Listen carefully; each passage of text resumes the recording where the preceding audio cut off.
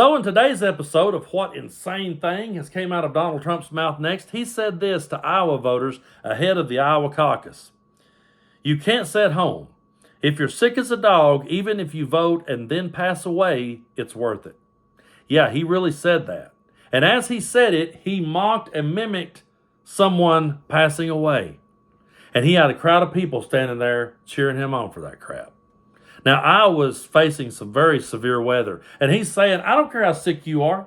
I don't even care if it means you pass away. Just get out there and vote for me because it'll be worth it. Put me ahead of your own well-being.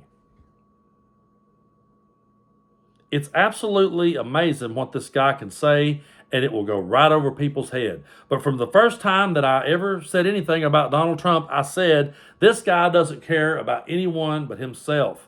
And people in my part of the world said, oh, you're being unfair, Brando. He cares for us. He cares for working people. Didn't you see him up there in West Virginia with that coal miner's hat on? And I'm like, that dude has never had a callus on his hand, let alone coal dust. That guy wouldn't know a chunk of coal if he tripped over one. That guy has never worked an honest day in his life. He was born with a silver spoon right straight in his mouth. His daddy gave him a small loan of $1 million. And he went his whole life just seeing what he could get away with next. But I'm not surprised that his supporters don't realize half this stuff he says. And when we say it, it comes at him as a left hook. Because if you go see what the mainstream media that he demonizes all the time, if you actually go see what they're saying about him, this is the most recent headlines as of the time I'm making this video. Fox News.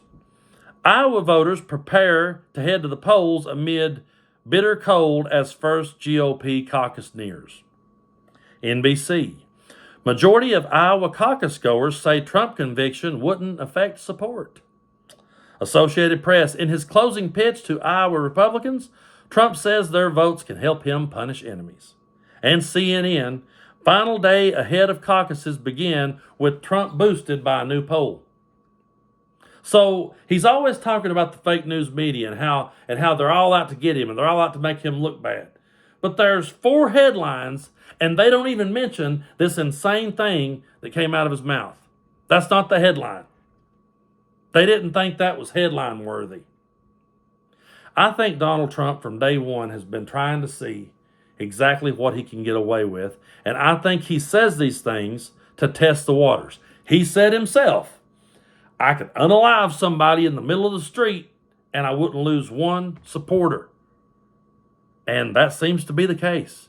No matter what he says, no matter what he does, people keep sticking with this guy. And he's testing the water. He sits back and he suggests is unaliving his political opponents. His side doesn't say anything. He sits back and suggests is being dictator for one day. Just let me be it for one day and I promise I'll give it back to you when I'm done. He's saying these things to test the waters to see just what he can get away with. When the right wing sits and talks about and talks against democracy, they're doing so to see just how far they can take it. And so far, we've learned that racism's not a deal breaker, homophobia is not a deal breaker, anti-Semitism is not a deal breaker, being cruel is not a deal breaker, suggesting people vote for you even if they pass away in the process is not a deal breaker. They'll still be lined up there to vote for him, and they think he has their best interest at heart. They honestly believe he has their best interest at heart. I can't believe we're still here talking about the guy. When this thing first started, I thought at first, years ago, I thought, okay, they'll eventually realize they're getting played and they'll jump off this ship. But they're not. They're not. And he just tested the water. He just basically asked, would you be willing to pass away for me? And they cheered. And they get so mad when I compare him to Jim Jones.